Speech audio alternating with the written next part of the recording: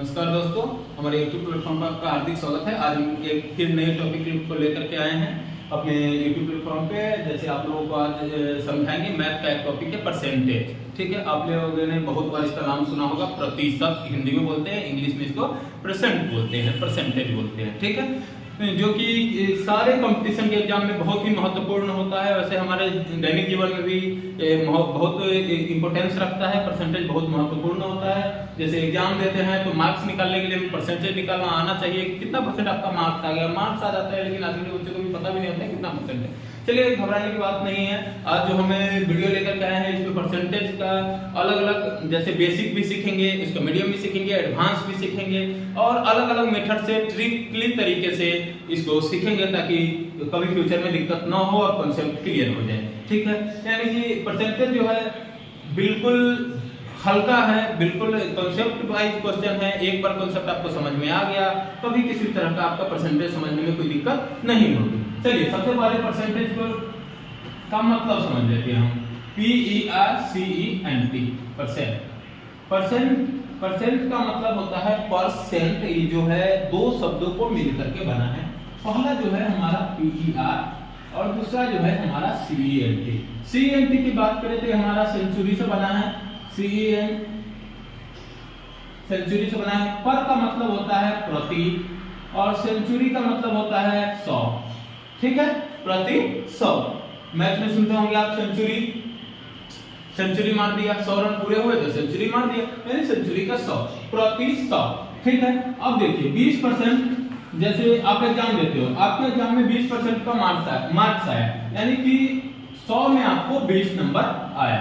मान लीजिए आपको 75% का 75% मार्क्स आया आपके, यानी कि 75 नंबर आया है। कितना आपको 100 में आपको 75 नंबर आया है। ठीक है, तो इसी तरह से हम चेक करेंगे। मान लीजिए ये तो 100 में 75 नंबर आया है। ठीक है, अब आगे देखिए 75 नंबर आपको, मान लीजिए टोटल मार्क्स का एग्जाम आपका 200 का है। मान लीजिए टोटल मार्क्स आपका एग्जाम 200 का है और इसमें 200 में आपको 50 आया है, तो ये कितना परसेंट होगा? 50% होगा नहीं, क्योंकि नीचे 100 होना चाहिए। पर 100 में जितना आता है उतना परसेंट होता है। तो यहाँ हम देखेंगे नीचे को 100 करने के लिए हमको क्या करना होगा? 2 से डिवाइड करेंगे, यानी कि 2 से डिवाइड करेंगे तो नीचे 100 हो जाएगा। 2 से डिवाइड करेंगे तो ऊपर भी 2 से डिवाइड करेंगे, यानी कि 25। यानी कि आपको पर 100 में, पर सब्जेक्ट में 100 सब्जेक्ट नंबर का यदि सब्जेक्ट है तो पर सब्जेक्ट में आपको 25 नंबर आए हैं। ये हम कॉमन सेंस के हिसाब से सोचे हैं, कॉमन सेंस लगा लेंगे इतना तो हो जाएगा। ठीक है, अगला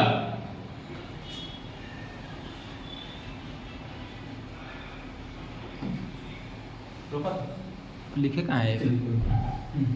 चलिए, अगला जो हम देखते हैं, अगला है मान लीजिए 30% ऑफ। अगला जो आता है 30% ऑफ, जो बिल्कुल सिंपल मेथड, 30% ऑफ 40, यानी 40 का 30%। तो जो ये जो अभी तक हम लोग सीखते आए हैं वो क्या है? सिंपल मल्टीप्लिकेशन मेथड है, यानी कि सिंपल गुना करके हम इसको बनाते हैं। ठीक है, साधारण गुना के तौर पे। तो यानी कि वैसे तो इसका होगा, जैसे हम लोग सीखे हैं, अभी तक सीखते आए हैं, 40 मल्टीप्लाई 30% है तो 30/100, 30/1 शून्य से 1 शून्य कट, 1 शून्य से 1 शून्य कट, 12 है। वैसे भी हम दिमाग लगा सकते हैं, कॉमन सेंस से भी लगाना चाहे।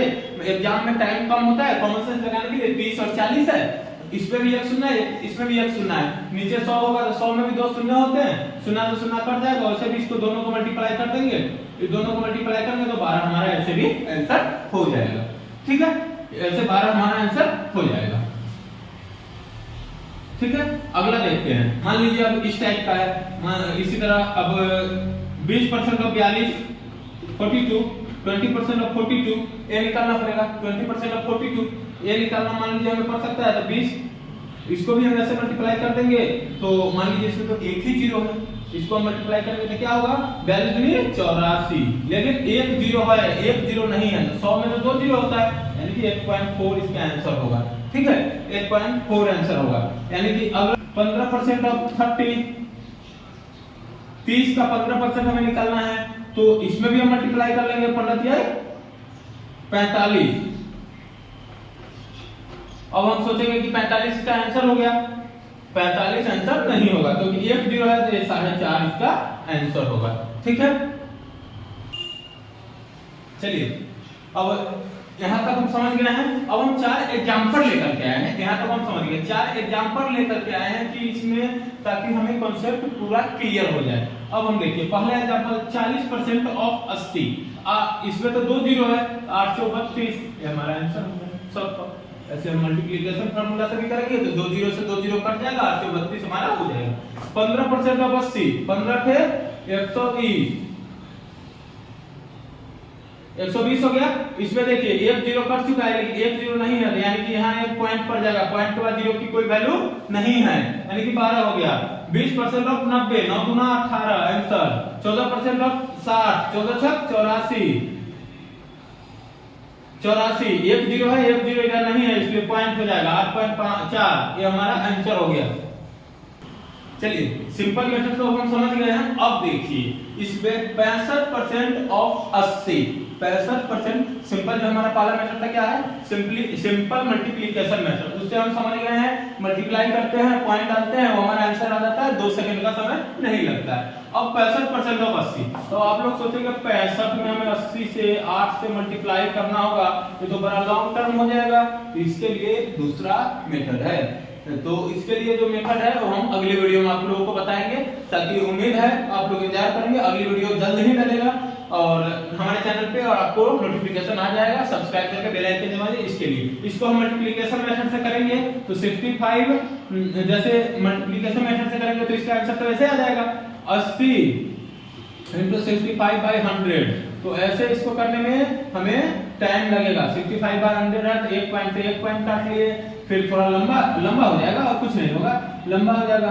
फिर उसके बाद इसे हम मल्टीप्लाई कर लेंगे, 8 पंजे 40 की जीरो हासिल, 4 8 से 48, 4 52, 520 बाई 10 है, तो 10 से 1 जीरो से 52 हमारा आंसर हो जाएगा, है कि नहीं। तो ऐसे में भी हो सकता है, लेकिन ऐसे में होगा, इसका हम बिल्कुल शॉर्ट ट्रिक लाए हैं, जैसे मल्टीप्लिकेशन का। दूसरा बिना मल्टीप्लाई किए हुए हम फार्मूला बताएं कि एक पॉइंट कैसे बैठा दें ट्रिकली। इसके लिए एक सिंपलिसिटी मेथड है, बहुत ही सिंपल मेथड है, वो हम नेक्स्ट वीडियो में इसका वीडियो बनाएंगे। आज के लिए इतना ही, धन्यवाद।